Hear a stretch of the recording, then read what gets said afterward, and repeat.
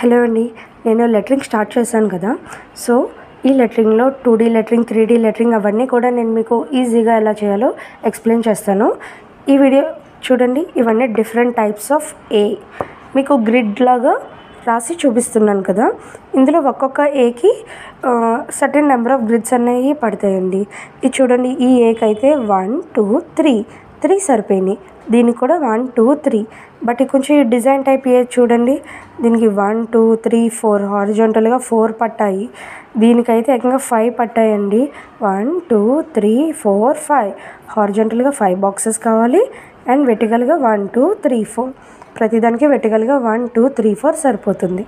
So మనం రాసే ఏ letter బట్టి దాని యొక్క డిజైన్ బట్టి మన బాక్సెస్ అన్ని డివైడ్ చేసుకుని జియోమెట్రీ ప్రకారంగా ఇటు ఎంత ఉందో ఇటు అంతే ఉండాలి అన్న విధంగా మనం లెటర్ అన్నది రాయాలి.